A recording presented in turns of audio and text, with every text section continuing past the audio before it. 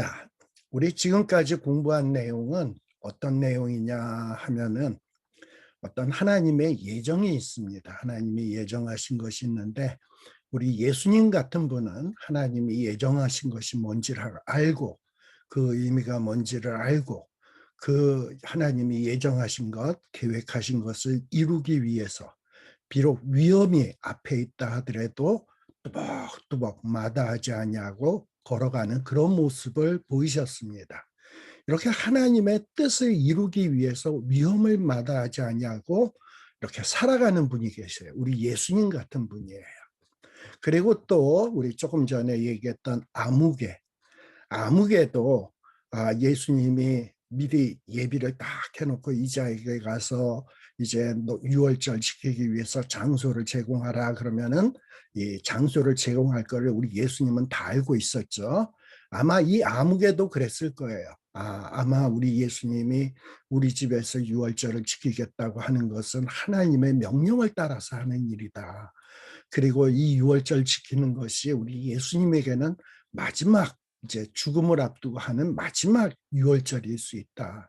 내가 이 예수님을 위해서 이렇게 장소를 제공한다라는 것이 이게 얼마나 의미 있고 영광스럽고 값진 일인가. 그래서 비록 자기가 장소를 제공함으로 말미암아 많은 위험을 당할 수도 있는데 개의치 아니하고 기꺼이 장소를 제공한 사람이 아무개입니다. 이렇게 이름 없이 빛도 없이 하나님의 명령을 실행하기 위해서 하나님의 뜻을 실행하기 위해서 이렇게 애쓰는 아무개와 같은 사람이 있습니다. 반면에 이 유월절의 의미가 뭔지도 모르고 어떻게 지켜야 되는지도 모르고 자기 속에 누룩이 가득하면서 그냥 유월절만 지키면 하나님의 백성인 양 생각하는 제사장, 뭐 바리새인 이런 자들도 있어요. 그리고 유월절의 핵심이신 이런 예수님을 잡아 죽이려고 하는 이런 어떤 불온한 생각을 하고 있는 사람도 있습니다. 자, 과연 우리는 이 땅에서 살면서 이런 세 부류의 사람 가운데 과연 어떤 부류에 해당하는 사람일까 하는 거를 좀 곰곰이 생각해 볼 수 있는 기회가 되었으면 좋겠습니다. 자, 그러면 이제 두 번째 시간으로서 우리 또 이제 예수님의 요 만찬의 장면에 대해서 좀 우리들이 좀 살펴봐야 될 부분들을 살피도록 하겠습니다. 제가 화면을 전환할게요.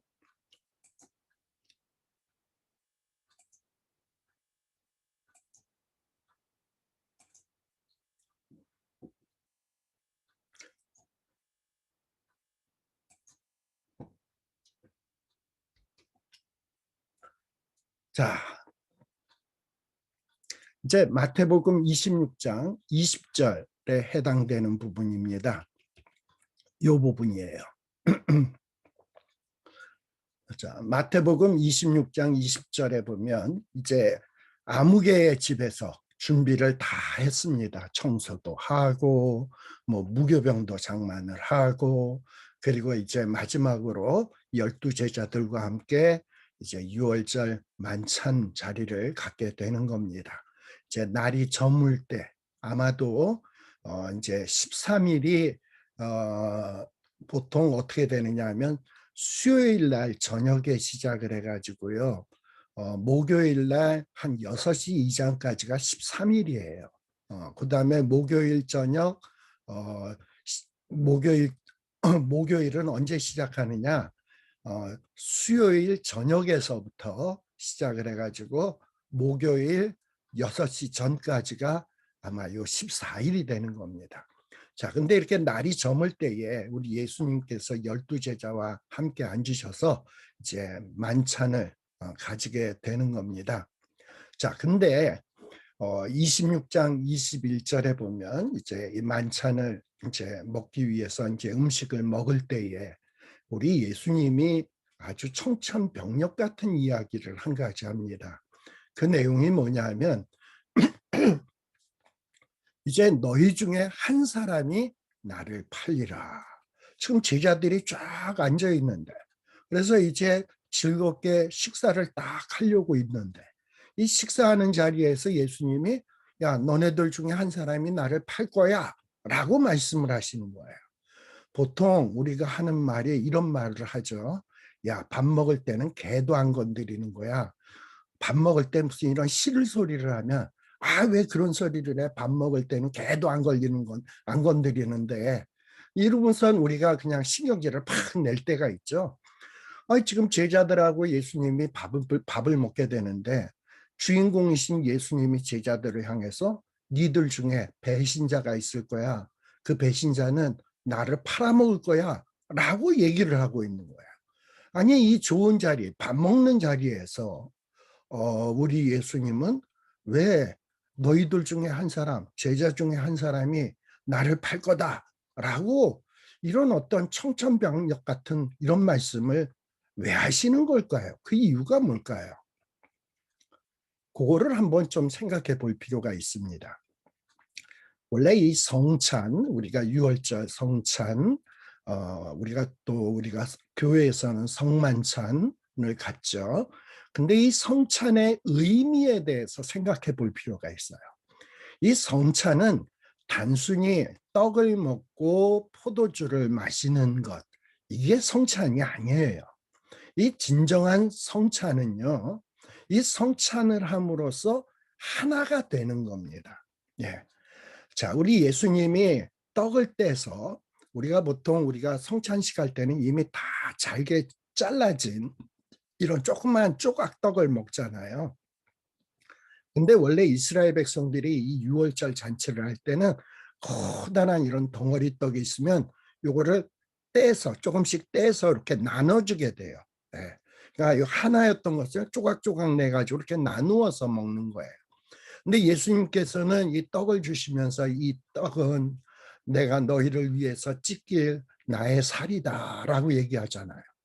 그리고 포도주를 주면서는 뭐라고 얘기하냐면 이 포도주는 내가 너희를 위하여 흘릴 나의 피다. 그래서 예수님의 살과 피를 먹음으로 인해서 예수님과 한 몸이 되는 거예요. 그리고 이 같은 떡을 먹고 같은 포도주를 마심으로 성만찬에 참여한 사람들은 하나가 되는 겁니다.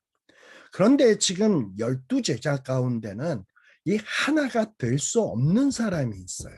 바로 그 사람이 누구냐 하면 우리가 잘 아는 가룟 유다입니다. 이 가룟 유다는 예수님을 배신할 자예요. 그리고 예수님을 우리 지난 시간에 했나? 헐값에 은 30에 그러니까 소에 바쳐 죽은 종값에 예수님을 팔아먹는 그야말로 배은망덕한 자입니다. 그러니까 이 자는 거룩한 공동체에 포함될 수 없는 자야. 그래서 이 성찬은 하나가 되는 자리인데 이 유다와 같은 자는 이 성찬에 있으면 안 돼. 이 하나 되어야 될 자리에서 제거되어야 될 대상이에요. 그래서 예수님께서는 이 유다는 이 거룩한 공동체의 구성원이 될 자격이 없는 사람이기 때문에 지금 예수님께서 의도적으로 그것도 예수님이 너무나도 지혜로워가지고 유다 네가 나를 팔아먹을 자 이렇게 직선적으로 얘기하지 않냐고 누가 팔아먹을지는 예수님은 아세요. 그리고 지금 12제자 가운데 누가 팔아먹을지 유다 자신은 알아요. 그리고 나머지 제자들은 누가 팔아먹을지 몰라요. 그러니까 이런 사실을 아시는 예수님께서는 직접적으로 유다를 지칭하면서 네가 나를 팔아먹을 거야. 너 나가. 이렇게 얘기하지 않으시고 점잖게 이 12 중에 하나가 한 사람이 나를 팔 거다 하면 유다가 뜨끔할 거 아닙니까? 이거 내가 팔아먹을 거를 어찌하셨지? 자, 여러분들 요 날짜를 잘 기억할 필요가 있어요. 지금 예수님은 이제 요 13일, 그러니까 14일 양 잡는 날 바로 전날 저녁에 지금 이 성만찬을 거행하고 있는 거예요. 근데 이 유다는 벌써 언제서부터 예수님을 팔아먹기로 작정했냐? 이로부터 훨씬 이전에 예수님을 팔아먹기로 작정을 했습니다. 우리 이전에 성경 공부할 때 마리아가 이 300데나리온에 해당되는 그 향유를 옥합에다 넣어 갖고 와가지고 그것을 깨서 예수님의 발에 머리에 부었던 거 기억하시죠? 이것이 바로 유월절 엿새 전이라고 했어요. 엿새 전. 엿새 전에 마리아가 예수님의 머리에 발에 향유를 부어요. 근데 유다는 그거보다도 그 전에 이미 예수님을 팔아먹기로 작정하고 어떤 이 제사장들하고 딜이 다 끝난 사람이에요. 이 유다는. 그러니까 이 유다는 벌써부터 예수님을 팔아먹기로 이미 다 작정을 했어. 그러면서도 마리아가 향유를 붓고 옥합을 깨서 향유를 부을 때도 이 아까운 거를 그냥 깨서 왜 허비를 하느냐, 이것을 팔아서 가난한 자들에게 나누어 주었으면 좋겠다라고 가증스럽게 외식, 아주 가증스럽게 행동을 했던 자가 유다입니다. 그러니 이 유다는 거룩한 공동체에 속할 자격이 없는 인물입니다. 그럼에도 불구하고 예수님께서는 유다를 직설적으로 네가 나를 팔아먹을 거야 얘기하지 않냐고 점잖게 유다의 이름을 언급하지 않냐고 12 제자 중에 한 사람이 나를 팔리라 하면 알아들을 거라고 생각한 거지. 그래서 이 유다는 이 말을 들으면 뜨끔해서 나가야 되는 거야. 그리고 그 성찬은 이 성찬에 예수님과 한 몸이 될 만한 자격이 있는 사람, 그리고 형제 자매가 하나가 될 수 있는 사람끼리만 성찬을 해야 되는 거예요. 바로 이런 의미에서 예수님께서 밥 먹는 자리에도 불구하고 이렇게 너희 중에 한 사람이 나를 팔 거다라고 지금 이야기를 하고 있습니다. 사실요, 이렇게 공동체의 구성원들을 진정으로 사랑하지 아니하고 형제 자매를 사랑하지 않으면 하나님을 사랑한다라고 할 수가 없습니다. 요한일서 4장 20절에 나오는 말씀이에요.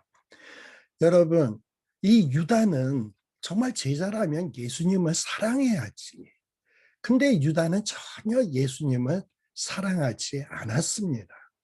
예수님이 자기 뜻대로 자기 생각대로 움직여지지 않으니까 실망하고, 그리고 그동안에 예수님을 향해서 투자해온 시간이 아깝다 보니까 그것을 보상받기 위해서 헐값이라도 팔아먹어야 되겠다라고 생각한 자야. 이런 자가 예수님을 사랑합니까?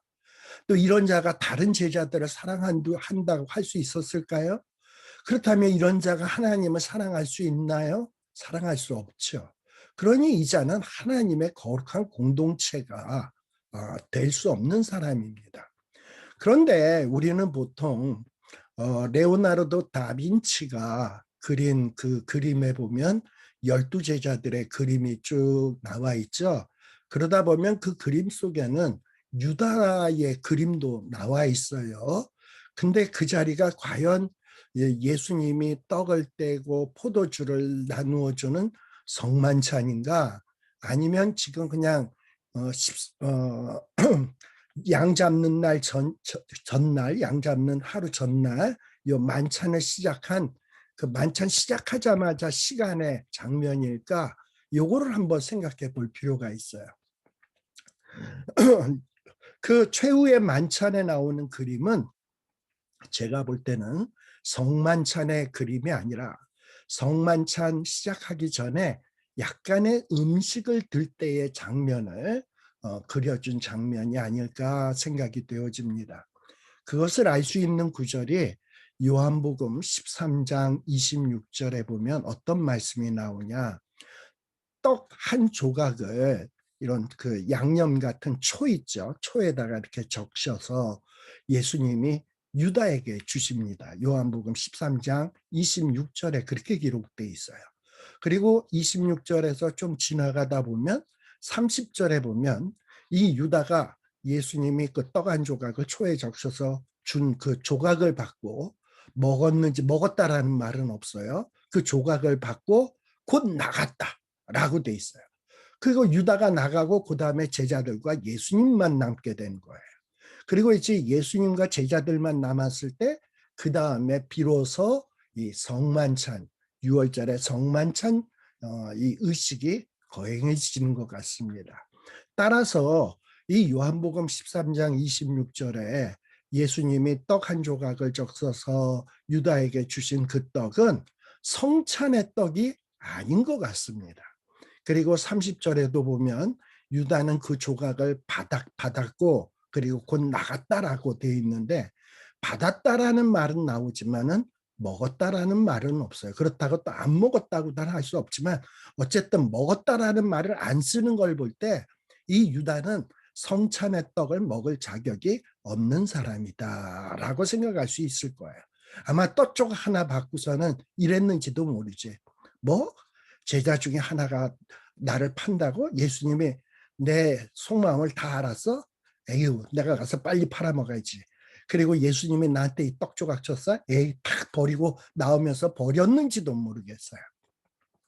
자, 이렇게 유다가 성찬에 참여하지 않은 것 같은 것은 우리가 이 이스라엘 백성들이 유월절을 지킬 때, 이 유월절 만찬 행사를 진행할 때 어떤 순서로 진행하는지를 살피게 되면, 아, 유다가 성만찬에 참석 안 한 거구나라는 것을 알 수 있습니다. 이스라엘 백성들이 유월절을 지킬 때 이 포도즙을 보통 한 4번 정도 먹는다고 합니다. 제가 뭐 포도주 했다가 포도즙 이렇게 얘기를 하는데, 요거는 이제 다음 시간에 성만찬에 대해서 이야기할 때 좀 더 자세히 하겠습니다만, 사실 우리가 교회에서는 우리가 포도즙을 먹습니까? 포도주를 먹습니까? 포도즙을 먹죠. 예, 보통요. 근데 그게 어떻게 보면 맞는 거예요. 원래 유월절, 무교절은 같이 혼용돼서 사용된다고 하지 않았습니까? 그래서 이 유월절, 무교절 기간에는 누룩이 없어야 돼. 근데 이 포도주는 누룩을 넣어서 발효시킨 것이 이 포도주란 말이지. 일종의 이렇게 발효된 거란 말이지. 예. 그런 면에서 이 무교병을 먹는다 할 때 이 포도주는 어울리지 않아요. 차라리 포도를 짜가지고 나온 즙, 발효되기 전에 그 포도즙을 먹는 것이 아마 유월절에 먹는 포도 음료인 것 같습니다. 근데 이스라엘 백성들은 유월절에 이 포도즙을 유월절 만찬에 4번을 먹어요. 4번을 먹는데 이 4번을 먹을 때 그 각각의 먹는 이 포도즙에 다 의미가 있습니다. 이제 첫 번째 포도즙을 딱 마시고서는 이 유월절 지키는 사람들이 손을 씻습니다. 이제 손 깨끗하게 하기 위해서. 그래서 우리가 거룩한 공동체에 참여하기 위해선 깨끗해야 돼 하면서 손을 씻는 것 같아요. 이스라엘 백성들이 애굽에서 종살이하다가 애굽에서 애굽 사람들 같이 우상 숭배하다가 이제 하나님의 은혜로 구원받았으니 우리는 거룩한 삶을 살아야 돼 하고 씻잖아. 그리고 이스라엘 백성들은 애굽에서 출애굽을 해가지고 홍해를 건너잖아. 그래서 이 홍해 물에서 일종의 세례를 받은 거나 마찬가지잖아. 깨끗하게 되는 거란 말이죠. 그래서 보통 이 포도주를 마시면서 어떻게 하냐? 첫 번째 포도주를 마시면서 손을 씻습니다.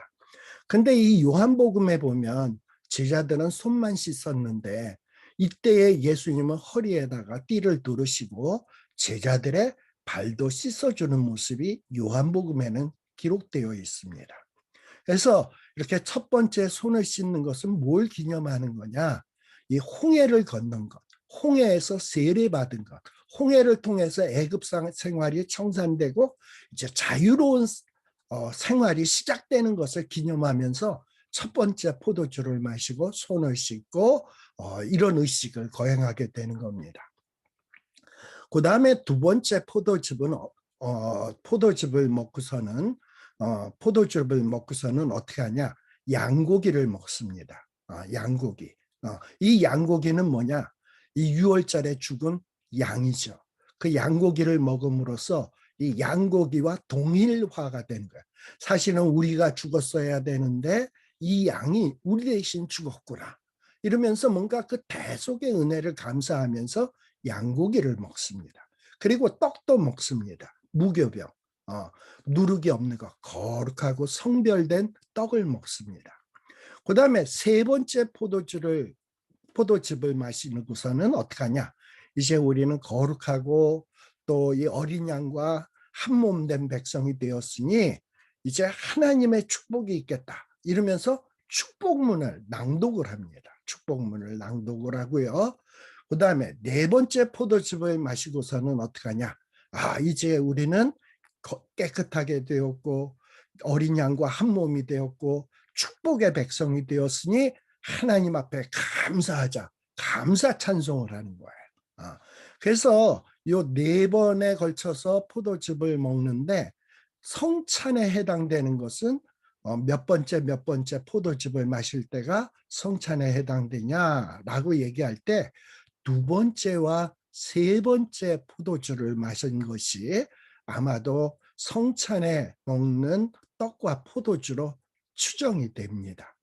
그리고 네 번째 포도즙을 마시고선 감사 찬송한다 그랬잖아요. 그래서 여러분들이 요 마태복음이나 요 성만찬 최후의 만찬에 요 성경 기록이 되어 있는데 보면 만찬을 마치시고서는 예수님과 제자들이 감사 찬송하면서 감람산으로 올라갔다라고 되어 있거든요. 이렇게 네 번째 포도주를 마시고서는 감사 찬송을 합니다. 그런데 이 유다가 나간 것은 언제 나갔냐? 아마도 첫 번째 포도주를 먹고 다른 사람들은 포도주를 먹고 이제 손을 씻는데 아마도 이 포도주를 먹고 떡만 받아들고 이 유다는 나간 것이 아닌가. 그래서 이 유다는 두 번째 포도주, 세 번째 포도주를 마실 때는 없지 않았을까. 이 성찬을 행할 때 이 유다는 없지 않았을까라고 추정을 할 수 있는 겁니다. 왜 이런가? 이 유다는 거룩한 공동체에 합당한 사람이 아니다라는 것을 예수님이 밝히 보여주시는 거예요. 그래서 이 밥 먹는 즐거운 자리임에도 불구하고 너희 중에 한 사람이 팔 거야. 너 이 소리 들었으면 알아서 행동해. 마음에 찔렸으면 빨리 이 공동체에서 떠나. 라는 이런 의미로 우리 예수님께서 말씀하신 것이다라고 생각해 볼 필요가 있습니다. 이렇게 유다는 벌써 며칠 전서부터 은밀한 중에 예수님에 대해서 실망하고 그리고 예수님을 헐값에라도 팔아서 그동안에 자기가 허비했다고 생각되는 어떤 시간과 열정에 대해서 보상을 받으려고 했었는지 몰라요. 그래서 지금 예수님을 팔 계획을 진행시키고 있습니다. 그런데도 뻔뻔스럽게 예수님과 제자들 앞에서 마치 자기는 예수님을 팔아먹지 않고 자기는 진정으로 가난한 자들을 위하느냐 아주 철저히 아주 위장하고 있는 아주 가증스러운 행동을 하고 있습니다. 그러나 사람은 외모를 보고 겉으로 드러난 행동을 보고 사람들은 깜빡 속아 넘어가지만 우리 하나님은 어떻습니까? 사람은 외모를 보거니와 하나님은 중심을 꿰뚫어 보시잖아. 근데 하나님과 동등되신 우리 예수님은 이런 유다의 시커먼 속을 모를 리가 있습니까? 다 알잖아요. 그러나 사람들인 제자들은 이 되어가는 이 유다가 어떤 음모를 꾀하는지 어떤 생각을 하고 있는지 알 리가 없습니다. 만일에 제자들이 그런 사실을 알고 있었다면 또 그런 사실을 유다도 알았다라면 유다는 감히 지금 이 유월절 양 잡는 날 하루 전날 이 만찬을 하는 자리에 있을 수가 없었겠죠. 내가 괜히 제자들이 내가 팔아먹을 거를 아는데 거기 갖다 맞아 죽지 하고 벌써 도망갔을 거예요. 근데 유다는 쟤네들은 사람들인데 내 속을 어떻게 알아? 그리고 예수님도 모를 거야. 그리고 뻔뻔스럽게 지금 이 자리에 앉아 있는 겁니다. 그럼에도 우리 예수님은 어떠하냐? 아주 직선적으로 유다 네가 팔아먹을 거야 하고 얘기하지 않냐고 두리뭉실하게 이 중에 한 사람이 이름은 얘기하지 않지만 한 사람이 나를 팔아먹을 거다라고 얘기하면 다른 제자들은 그냥 어리둥절해서 이게 무슨 얘기야 이러는데 유다는 딱 알아들을 거 아닙니까? 그럼 가책을 받고 그 일을 진행을 해야지. 이렇게 예수님은 온유하신 분이다. 그러나 이 예수님이 열둘 중에 한 사람이 나를 판다라고 얘기를 하니까 아마도 유다를 제외한 다른 제자들도 굉장히 충격을 받았을 거예요. 근데 더 충격을 받은 사람은 아마 유다가 아닐까 싶습니다. 아, 예수님이 어떻게 이걸 알지? 내가 어떻게 제사장들에게 벌써 은삼십을 받고 팔려고 하는 것을 어떻게 알고 있지? 이러면서 굉장히 당황을 했을 것입니다.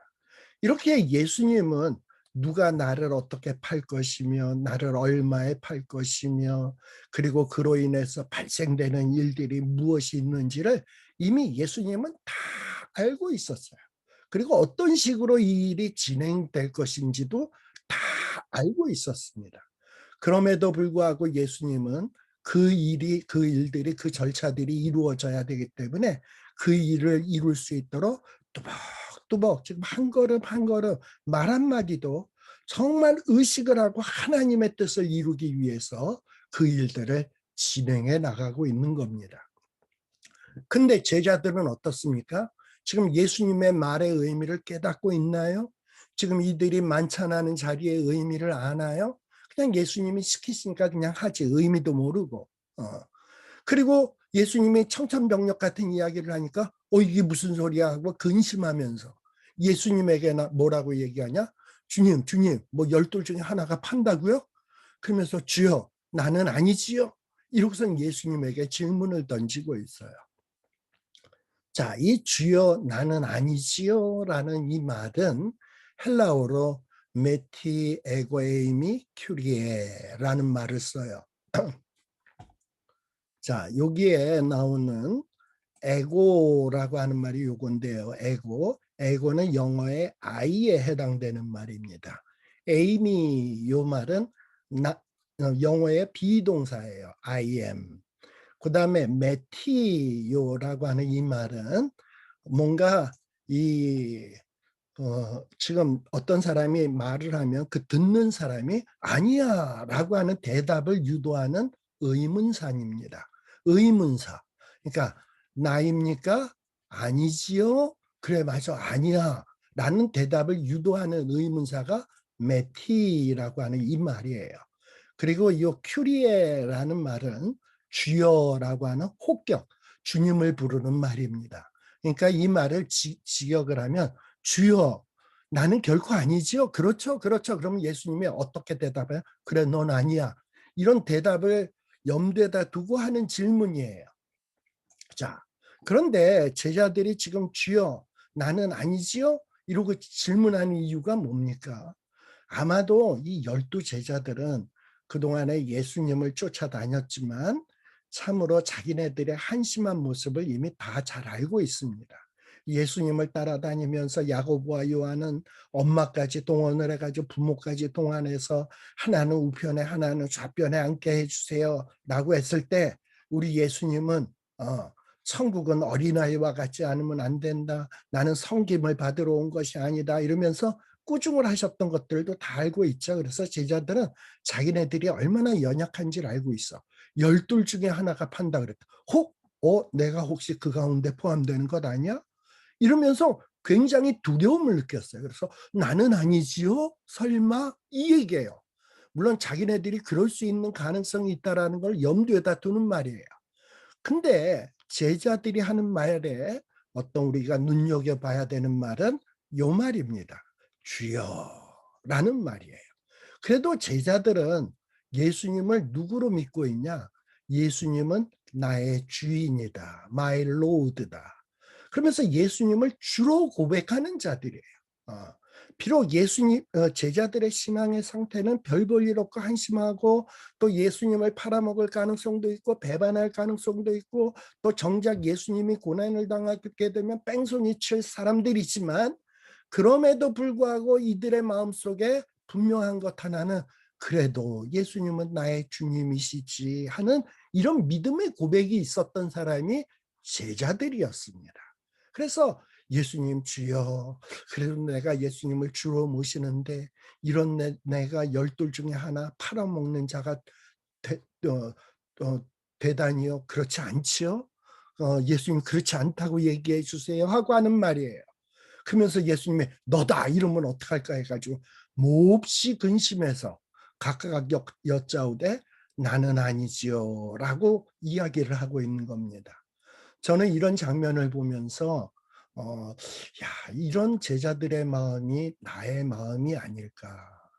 만일에 오늘날에 우리 예수님이 우리 교회 공동체에 딱 오셔서 그 교회 공동체에 저와 여러분들이 쫙 있어요. 이제 얼마 지나지 않으면 이 중에 어떤 자들이 나를 팔아먹을 거다라고 이렇게 딱 얘기를 한단 말이죠. 그랬을 때 그 말을 듣는 우리는 어떤 생각이 들까요? 나는 아니야 하고 자신 있게 얘기할 수 있을까요? 나도 연약한데 정말 누가 나를 고문을 하고 나를 그냥 막 정말 막 핍박을 하고 박해를 하면 나도 예수님을 팔아먹을 수 있는 사람인데, 그렇지만 나는 예수님을 주라고 믿고 있는데, 이러면서 정말 그 예수님이 이 중에 하나가 팔 거다 했을 때 난 아닙니다라고 자신 있게 얘기할 수 있는 사람이 있을까요? 저도 아마 이런 제자와 같은 말을 하지 않았을까라는 이런 생각이 들어져요.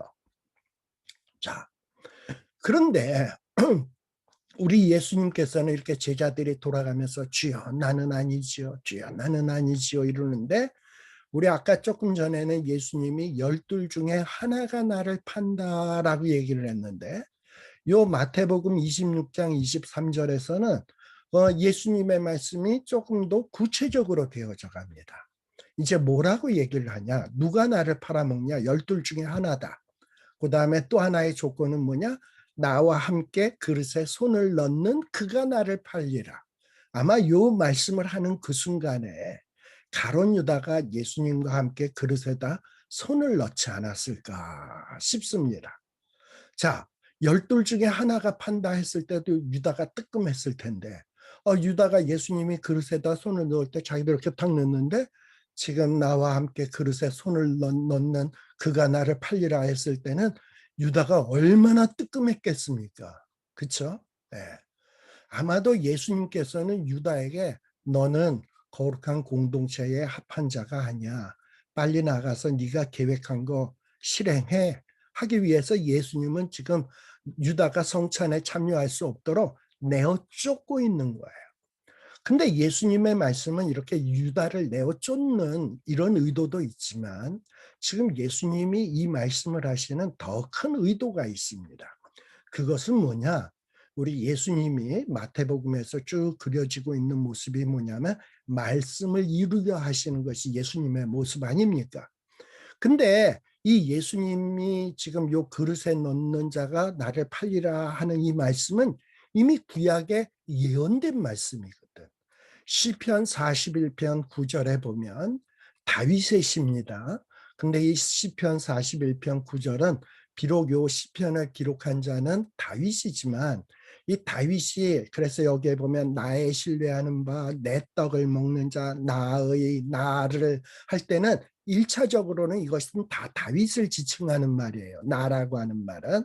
그래서 다윗이 신뢰했던 사람, 다윗의 떡을 먹던 자, 다윗에 가까운 친구, 다윗의 대적, 1차적으로는 다윗을 지칭하는 말이지만, 다윗이 이 말을 할 때에는 이 성령의 감동이 돼서 물론 1차적으로는 자기지만 2차적으로는 먼 훗날 이 다윗의 씨, 아브라함과 다윗의 자손이신 예수 그리스도가 신뢰했던 자, 예수님의 떡을 먹던 자, 예수님의 가까운 친구도 예수님을 대적할 것이다 라는 것을 예언적으로 얘기하고 있는 말입니다.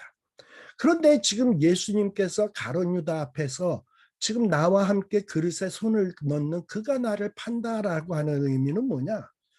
너는 이미 하나님의 예정된 대로 지금 너는 나를 팔아먹을 거야 하고 이 예언이 이루어져야 돼 하고서는 지금 예수님이 말씀하고 있는 겁니다.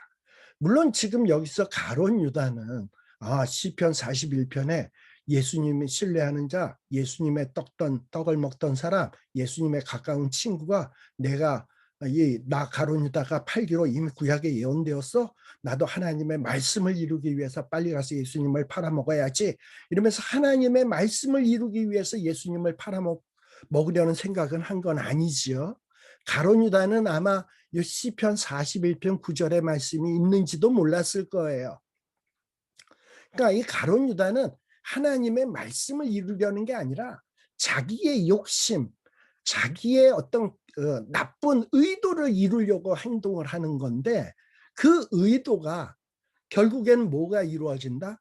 커다란 하나님의 예정을 이루는 그 일에 하나의 나쁜 도구로서 사용이 되어지고 있는 거예요. 자, 그래서 이 예수님이 마태복음 26장 23절에서 하시는 말씀도, 예수님은 한마디 하는 말씀도 다 어떤 의도로 말씀하시냐? 하나님이 구약에 이미 말씀하신 것을 이루려 하기 위해서 말씀 하나를 해도 그렇게 말 하나까지도 이렇게 다 의도적으로 계획적으로 말씀하고 있는 것을 볼 수 있습니다. 그래서 마태복음 26장 24절에 보면 예수님은 뭐라고 얘기하냐? 인자는 누구냐? 바로 예수님이죠. 인자는 이제 나에 대해서 기록된 대로 간다. 예수님에 대해서 기록된 대로 나는 간다. 즉 하나님의 말씀에 기록된 대로, 하나님의 말씀에 예언된 대로, 하나님의 말씀에 이미 계획된 대로 나는 지금 그 길을 가고 있다. 그런데 이 인자를 파는 그 사람 누구죠? 유다죠. 이 유다가 예수님을 파는 것은 뭡니까? 자기가 하나님의 뜻을 이루기 위해서 예수님을 파나요? 아니에요. 유다는 자기의 욕심을 이루기 위해서 예수님을 파는 거예요.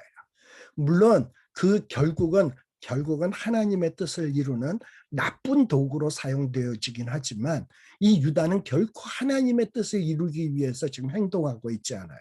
자기의 욕심을 이루기 위해서 하고 있습니다. 근데 이런 사람에게는 어떻다? 화가 있다. 차라리 태어나지 아니하였더라면 좋을 뻔하였다. 자, 우리 예수님은 기록된 대로 간다. 그럼 구약에 도대체 어떤 말씀이 기록되어 있는가? 아마도 예수님이 나는 기록된 대로 간다라고 했을 때 예수님의 머릿속에 떠오르는 말씀들이 있었을 거예요. 아마도 짐작컨대 우리 구약의 이사야서에 보게 되면 여기 노란 하이라이트 친 부분입니다. 이 부분이죠. 네. 이 이사야 53장에 보면 장차 하나님의 종이신 메시아가 어떻게 고난받을 것인가 하는 것이 이사야 53장 7절에서부터 9절에 잘 기록되어 있어요. 여기 파란 글씨로 쓴 부분 보면 성경에 이미 구약 성경에 뭐라고 기록되었냐? 장차 이 하나님이 보내실 종, 인자가 당할 고난은 뭐냐? 곤욕을 당할 거다. 괴로움을 당할 거다. 그럼에도 불구하고 곤욕을 당하며 괴로움을 당할 때도 아프다고 소리도 내지 않을 것이다. 그 입을 열지 아니할 거다. 그리고 그가 끌려가는 모습이 마치 어떻다? 도수장으로 끌려가는 어린 양과 털 깎는 자 앞에 잠잠한 양같이 그 입을 열지 아니하였도다. 이미 예수님이 어떤 고난을 당할 것인지, 그 고난을 당할 때 어떤 모습을 보일 것인지 그것을 쭉 기록해 놓고 있어요. 바로 그 기록된 대로 예수님은 자기의 갈 길을 가고 있는 겁니다. 그러면서 하나님의 뜻을 이루어가고 있는 거예요. 또 8절에도 보게 되면 그 장차올 하나님의 종이신 인자는 곤욕과 신문을 당하고 그리고 끌려갈 것이고 그리고 마침 나는 산자의 땅에서 끊어질 것이다. 산자의 땅에서 끊어진다라는 것은 뭡니까? 죽는다라는 거죠. 네. 죽는다라는 거예요. 이게 예수님에 대해서 기록되어진 겁니다. 바로 이 기록되어진 길로 예수님은 지금 뚜벅뚜벅 가고 있는 거예요. 또 구약에 예수님에 대해서 기록되어진 곳이 어디냐? 다니엘서 9장 26절에 보면 62일의 후에 기름 부음을 받은 자가 끊어져 없어질 것이다. 기름 부음 받은 자가 누굽니까? 메시아가 끊어지게 될 것이다. 바로 이 예수님이 죽으실 것이 이미 다니엘서에 기록되어 있다니까. 다니엘은 예수님 오시기 전 한 300~400년 전 사람이에요. 이사야는 700년 전 사람이에요. 이미 700년 전에 400년 전에 예수님이 이 땅에 오시면 어떤 일들을 당하게 될 것인지가 쫙 기록되어 있었다니까. 근데 그 기록된 말씀은 예수님은 알고 있었고, 그리고 그 알고 있는 말씀을 이루기 위해서는 그 기록된 대로 자기가 가야 된다라는 것을 너무나도 잘 알고 있었다니까요. 여러분, 하나님의 예정, 하나님의 계획을 이루려면 먼저 하나님의 계획이 뭐가 있지? 하나님의 뜻이 뭐가 있지를 알아야 하나님의 뜻을 이룰 수가 있는 겁니다. 우리가 가스펠송에 보면 이런 가스펠송이 있어요. 주님의 뜻을 이루소서, 고요한 중에 기다리니 하는 말이 있어요. 자, 주님의 뜻이 이루어지기를 원한다. 그러면 이 주님의 뜻이 뭔지를 알아야 돼.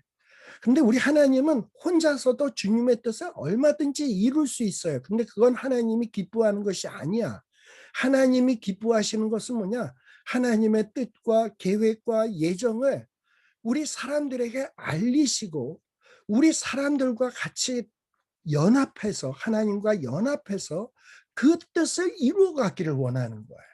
지금 하나님은 하나님의 뜻, 하나님의 계획을 예수님에게 알게 하시고 예수님과 연합해서 이 하나님의 계획과 뜻을 이루어가고 있는 거예요. 우리 하나님은 우리도 예수님처럼 하나님의 뜻을 알고 하나님의 뜻을 이루는 일에 동참하기를 원하는 거예요. 그런데 하나님의 뜻이 뭔지도 알지도 못하고 성경도 모르고 구약도 모르고 전혀 알지도 못하면서 그냥 가슴에 속만 주님의 뜻을 이루소서 고요한 중에 기다리니 뭐 그래서야 되겠습니까? 바로 이 예수님은 나는 나에 대해서 기록된 대로 간다. 벌써 하나님께서 예수님을 통해서 예정한 것, 계획한 것이 무엇인지 구약의 말씀에 쫙 기록되어 있는데 구약의 말씀에 능통하신 예수님은 그 말씀을 다 알고 정말 그 가는 길이 민망하고 고통스럽고 정말 힘든 길인 줄 알지만 내가 하나님의 도구로서 하나님의 뜻을 이루는 도구로서 살 수만 있다면 또 그로 인해서 많은 사람들이 생명을 얻고 하나님의 자녀가 될 수 있다면 나는 기꺼이 하나님의 뜻을 이루는 그 길로 가겠다 하면서 주님은 지금 그 길로 뚜벅뚜벅 가는 거예요. 근데 그렇게 해서 가는 길은 어떻게 보면 산자의 땅에서 끊어지는 길이고 곤욕과 신문을 당하는 길이고 형벌받는 길일런지는 모르지만 궁극적으로는 어떻게 되는 길이냐. 그렇게 해서 정말 고난받고 산자의 땅에서 끊어지지만 그걸로 끝나지 아니하고 우리 하나님은 그 죽으신 예수님을 부활시키시고 지극히 높이셔서 만물을 그 발 앞에 무릎 꿇게 하시는 대로 이끌고 가실 거예요. 그래서 이 예수님이 가시는 길은 어떻게 보면 고난의 길입니다. 근데 고난의 길로 끝나고 죽음의 길로 끝나는 길이 아니라 마침내는 하나님을 통해서 영광의 길로 나아가는 거예요. 여러분, 하나님의 계획과 하나님의 뜻을 실현하면 궁극적인 그 결론의 부분은 뭔지 아십니까? 고난이요, 뭐 순교요, 죽음이 아니라 정말 하나님의 뜻을 이루는 삶은 어떻게 보면 세상에서는 고난이요, 죽음이요, 순교의 길인지 모르지만 나중에 끝에 가보면 엄청난 영광의 길임을 우리는 잊지 마셔야 합니다. 그래서 우리가 한 번 사는 인생, 거룩한 하나님의 예정이 있습니다. 그 예정 앞에서 나는 그 하나님의 예정과 계획에 동참할 사람이 될 것인가? 그 뜻을 이루는 사람이 될 것인가? 아니면 내 뜻, 내 욕심대로 살 것인가? 또 하나님의 뜻은 뭔지 알 바도 아니고 그저 먹고 마시고 시집가고 장가가고 그렇게 살 것인가? 이 부분에 대해서 우리가 곰곰이 한번 생각해야 될 줄로 압니다. 자, 유다가 얼마나 간사한 존재냐? 마태복음 26장 25절에 보면 자, 12 중에 하나가 나를 판다. 그릇에 손 넣는 자가 나를 판다. 자, 이럼에도 불구하고 이 유다는 뭐라고 얘기합니까? 예수님에게 랍비여 내니까 이러고 말하는 거야. 참 이 가룟 유다는 아주 정말 무슨 이중인격자 같아. 정말 간땡이가 분 거예요. 예수님이 알아들을 만하게 야 12 중 하나인 자가 너지? 지금 그릇에 손 놓는 자가 너지? 네가 팔어. 이렇게 지금 예수님이 두리뭉실하게 지금 유다에게 지적해 주고 있는데, 설마 예수님이 내 속을 알 리가 있어? 예수님도 인간인데. 이러면서 메시아는 무슨 메시아, 뭐 기적을 좀 행했는지 모르지만 이 가난한 이스라엘을 회복시키지도 못하고 내 이념대로 내 뜻도 실현해 주지 못하는 자가 내 속을 어찌 알겠어? 이러면서 예수님은 모른다고 생각을 하고, 예수님에게 다른 제자들이 내니까 하니까 자기도 따라서 내니까 라고 얘기를 하는 거예요. 근데 여기서 주목해 볼 부분은, 유다는 예수님에게 내니까 라고 얘기하면서 다른 제자들은 그래도 주여 큐리에라는 말을 썼는데, 유다는 예수님에게 뭐라고 얘기하냐? 랍비어라고 얘기해요. 랍비어라는 말은 주여라는 말에 비해서 한참 뒤처지는 말입니다. 랍비는 단순히 선생이라는 말이에요. 선생님, 납니까? 라고 얘기하는 말입니다. 그러니까 애초부터, 그리고 여러분들이 이 사복음서를 쭉 읽다 보면 유다에 대한 기록에 보면 유다는 한 번도 예수님을 주여라고 한 적이 없습니다. 아마도 이 유다는 예수님을 따라다니기 시작한 것은 예수님에게 뭐 배울 게 있나 보다 해서 예수님을 스승, 선생 정도로 생각을 하고 예수님을 따라다녔던 것 같아요. 근데 뭐 따라다니다 보니까 자기가 기대한 그런 선생이 아닌 거야. 그러다 보니까 실망을 하는 거야. 그리고 자기가 생각하는 것은 이 유대 나라를 로마의 압제에서 벗어나서 해방시키고 부강한 나라, 강력한 나라로 만드는 것인데, 예수님 하는 꼴을 보니 전혀 그런 어떤 자기가 기대하고 있는 메시아가 아닌 것 같아. 그래서 실망을 했던 거예요. 그 실망을 하다 보니까 어떤 생각이 듭니까? 내가 그동안 예수님 따라다닌 시간이 얼마인데 이거 다 허탕이네, 허비했네, 이걸 어떻게 보상받나? 예수를 팔아먹어야 되겠다. 그래서 돈으로라도 보상받아야 되겠다. 해서 뭐 제법 많이 받을 줄 알고 제사장들에게 팔러 갔더니 은 30을 주는 거야. 에이, 은 30이라도 받자. 이게 어디냐 하고서 예수님을 은 30에 팔아먹은 자입니다. 그냥 예수님의 가치를 아주 헐값으로 생각하고 있는 자고, 예수님에 대해서 실망한 자고, 자기의 허비한 시간을 보상받기 위해서 예수를 파는 자고, 거룩한 공동체를 배반하는 자가 누구냐? 유다예요. 유다는 전혀 하나님의 뜻을 이루겠다라고 하는 마음이 없어요. 진정한 하나님의 뜻은 고난의 길, 순교의 길을 통해서, 그리고 죽음의 길을 통해서 하나님의 나라가 이루어지는 것이, 이게 하나님의 뜻이고 계획이에요. 그러나 유다는 그런 하나님의 계획에 대해서 전혀 알지 못했어요. 그런데 지금 이 예수님에게 대해서, 예수가 내 속을 알아? 모를 거야. 그러면서 다른 제자들이 내니까 자기만 얘기를 안 하면 자기가 팔자가, 자기가 예수님을 팔아먹을 배신자로 정말 들통이 날 것 같으니까 덩달아서 마지못해서 랍비여 내니까 라고 얘기하는 거예요. 자, 그런데 여기서 예수님이 청천벽력 같은 얘기를 하죠. 네가 말했다 라고 얘기를 하는 거예요. 정말 이 얘기까지 듣고 난 다음에 유다는 어떻게 하겠습니까? 도저히 그 자리에 있을 수 없죠. 자, 나는 아니지요. 나는 아니지요. 다른 제자들은 다 그렇게 이야기를 했습니다. 근데 다른 제자들은 메티, 에고, 에이미, 큐리에 주님 나는 아니지요. 그래도 주님이라는 말을 붙였어요. 큐리에라는 말을 붙였어요. 네. 근데 가룟 유다는 뭐라고 얘기하냐? 랍비여 내니까 라고 얘기를 하고 있습니다. 이 나는 아니지요 했던 사람들은 그래도 예수님에 대해서 주님이라고 하는 믿음이 좀 있어서, 그래도 믿음이 조금 있는 그런 괜찮은 사람들이기 때문에 제자들의 이름이 나오지 않습니다. 근데 랍비여 나니까 아주 간사하게 이야기하고 있는 이 유다에 대해서는 그 이름을 아주 실명으로 딱 밝히고 있어요. 그리고 실명으로 밝힐 뿐만 아니라 그 앞에 서술어로 뭐라고 언급되고 있냐? 예수를 파는 유다. 예수를 파는 유다. 그래서 이 유다는 예수를 파는 자다라고 아주 문자로 딱 성경에 새겨놨다니까. 여러분, 천지는 없어지겠으나 하나님의 말씀은 1.1획이라도 없어지지 아니합니다. 아마도 이 세상 끝날까지 유다 앞에는 항상 어떤 말이 따라다닐 거냐? 예수를 파는 유다. 이렇게 나올 거예요. 예. 만일에 우리가 인생을 살고 난 다음에 어떤 못된 짓을 했어요. 요런 못된 짓을 하고 한 누구누구. 이렇게 생명책에 나중에 우리가 천국에 가서 심판받을 때 우리의 행위를 기록한 책에 어떤 못된 짓을 한 누구누구 하고 이름이 딱 기록돼 있다면 이거 얼마나 끔찍한 일이겠습니까? 바로 지금 이 유다에 대해서는 이렇게 언급을 하고 있습니다. 자, 이 부분에서 우리가 이제 생각할 것이 뭐냐면 하나님의 예정에 대한 문제입니다. 우리가 신학에서 공부할 때 예정론 하면 굉장히 어려운 교리 가운데 하나입니다. 자, 근데 이 예정에 대해서 오늘 우리가 읽은 말씀을 통해서 하나님의 예정과 인간의 책임에 대해서 좀 한번 생각해 볼 필요가 있어요.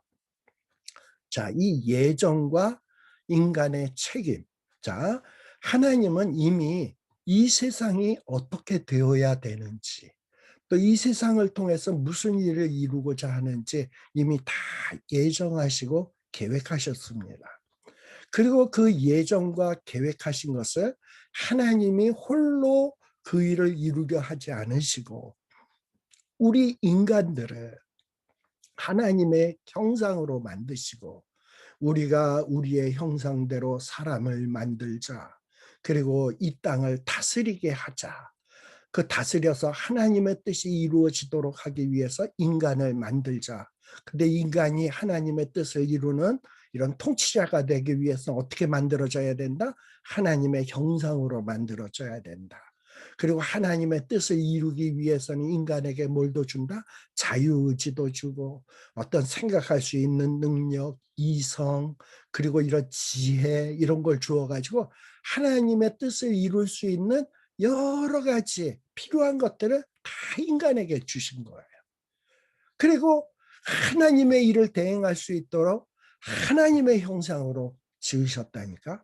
그래서 하나님은 하나님의 뜻을 홀로 이루려 하지 않으시고 하나님의 형상으로 지어진 저와 여러분들과 함께 이 땅에서 하나님의 뜻을 이루어 가기를 원하십니다. 네. 자, 그런데 아까도 얘기했습니다만 어떤 사람은 이 하나님의 뜻을 알고 맞아 하나님이 나를 이렇게 하나님의 형상으로 만드셨지 하나님이 이렇게 나에게 지혜를 주셨네 또 이렇게 나에게 달란트를 주셨네 이걸 왜 주셨을까 하나님의 뜻을 이루자고 하는구나 하나님의 뜻이 뭐지 성경을 알고 하나님의 뜻을 알고서는 그 일을 이루기 위해서 고난의 길을 가고 때로는 형벌의 길을 가고 채찍에 맞는 길을 가고 예수님처럼 그 길을 따라가요. 그러면서 하나님의 뜻이 이루어지는 것을 보면서 기뻐하는 자들이 있습니다. 그런데 어떤 자는 하나님의 계획이 뭔지 뜻이 뭔지 여기에 대해서 전혀 관심이 없고 그저 내 욕심 어떻게 하면 내가 돈을 벌까 내 계획을 실현할까 그냥 여기에만 관심을 두고 살아가는 사람이 있어요. 그리고 하나님의 뜻을 이루는 사람들을 보면서 시기하고 질투하고 그들을 핍박하고 괴롭히는 못된 짓만 골라 하는 사람도 있어요.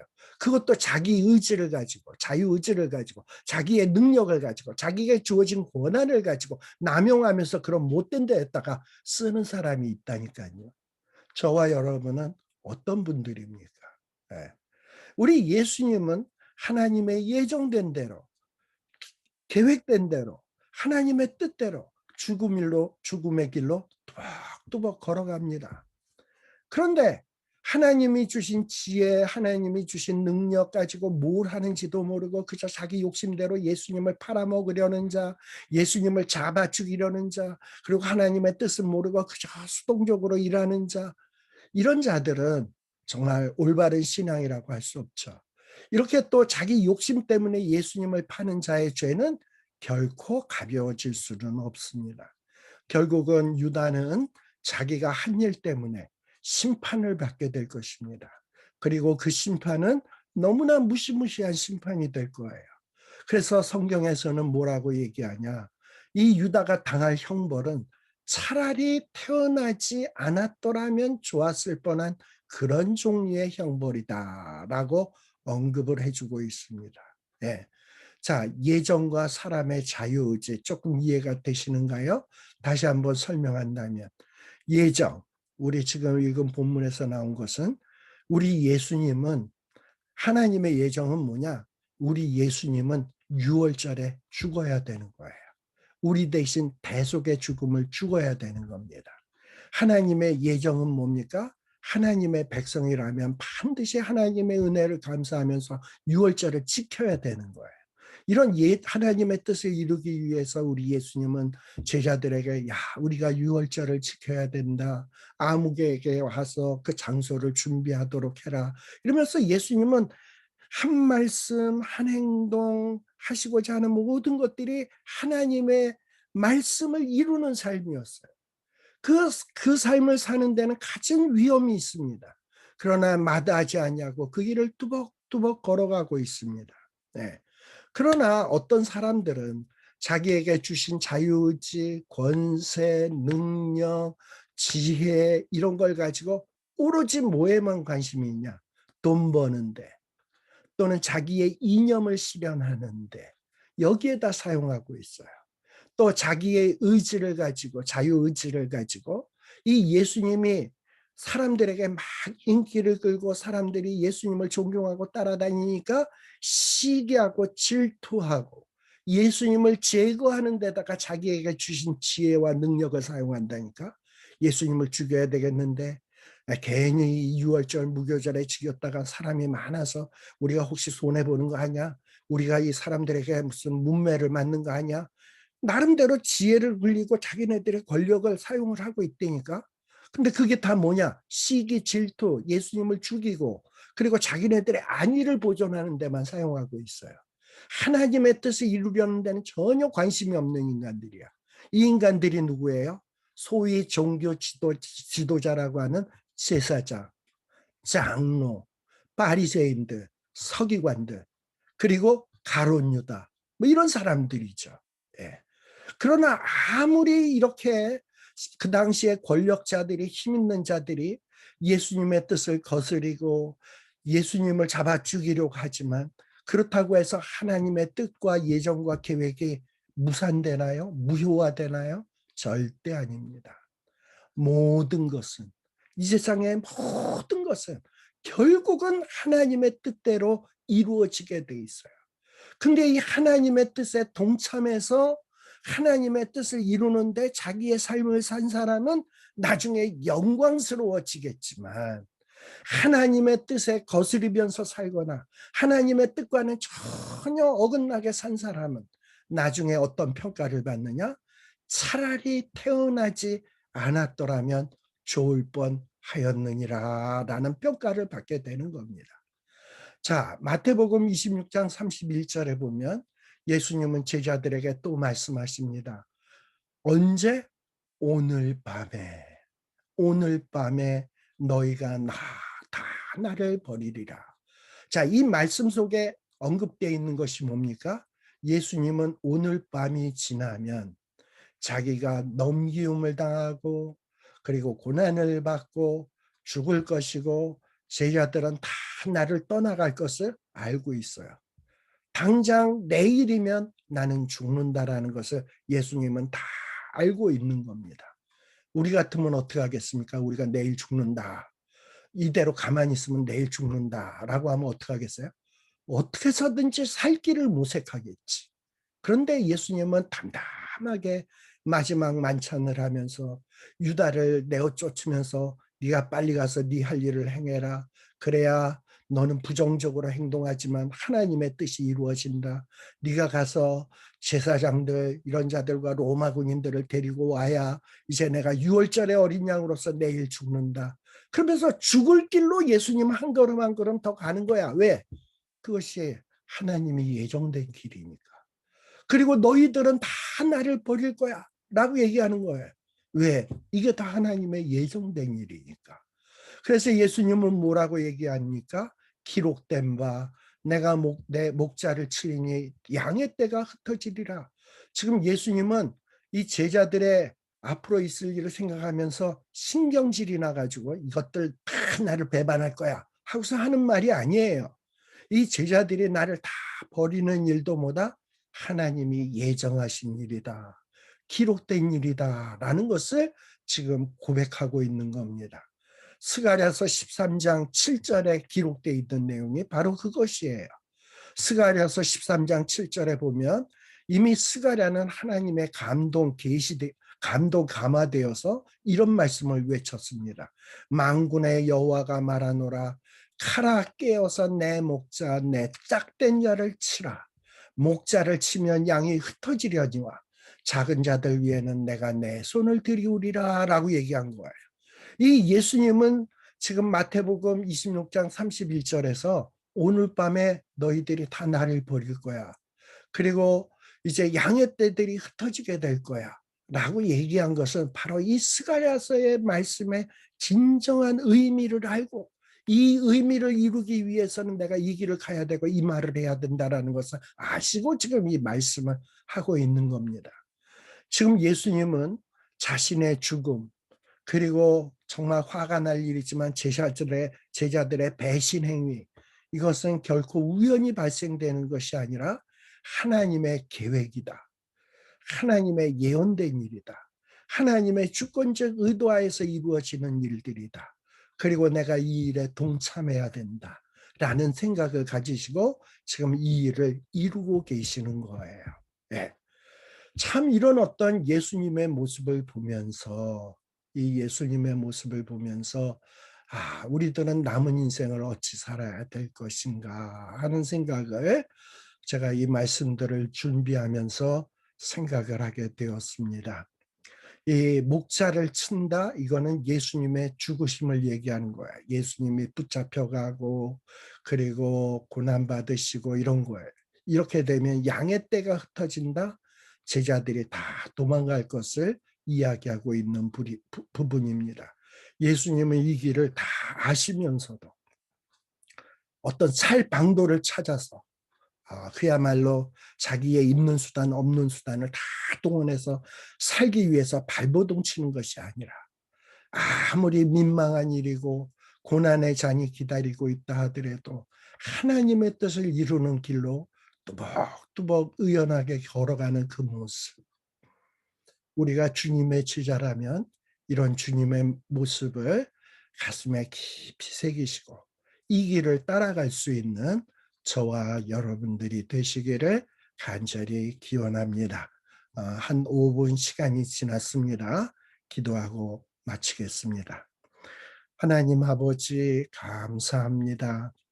또 우리가 오늘 하나님의 말씀을 통해서 하나님의 뜻, 하나님의 계획 앞에서 우리는 과연 어떤 종류의 사람이 되어야 될 것인가 하는 것을 살피었습니다. 우리 예수님은 근본 하나님의 본체시나 그 영광스러운 자리를 버리시고 이 땅 위에 오셨고 사람들과 같이 되었고 아니 사람들보다도 못한 종의 형체를 입으셨고 죽기까지 정말 하나님의 뜻과 명령과 계획에 복종하셨고 또 벌레만도 못하고 정말 한심하고 보잘것없는 우리를 사랑하시되 하나님의 뜻을 이루기 위해서 자기 자신을 십자가에 못 박아 피 흘려 죽게 하기까지 우리를 끝까지 사랑하여 주시며 하나님의 뜻을 이루는 삶을 사셨습니다. 그 은혜로 구원받은 저희들 이제 우리는 어찌 살아야 마땅한지요. 말씀 앞에 도전받게 하여 주시고 이제 우리의 가는 길이 비록 힘들고 어려운 길이지만 하나님이 원하시는 길이고 하나님이 계획하신 길이라면 주님 가신 길 십자가의 길 나도 따라가겠노라고 결심하는 이러한 저희들이 되게 하여 주시옵소서. 하오나 우리의 가는 길은 고난의 길로 끝날 것이 아니고 죽음의 길로 끝날 것이 아니고 순교의 길로 끝날 것이 아니고 마침내 주님이 영광스러워지실 때에 우리들도 함께 영광에 동참하면서 이 하나님의 나라에서 호령할 자인 것을 바라볼 수 있는 저희들이 되게 하여 주시옵소서. 그리하여 우리도 사도 바울이 했던 고백, 내가 지금 현재 당하는 고난은 장차올 영광과 좋게 비교할 수 없도다 한 그 고백이 우리의 고백이 되게 하여 주시옵소서. 예수님 이름으로 간절히 기원드리옵나이다. 아멘. 마치겠습니다. 자, 수고 많으셨습니다. 또 우리 다음 주에 감사합니다. 감사합니다. 수고하셨습니다. 감사합니다. 감사합니다. 네.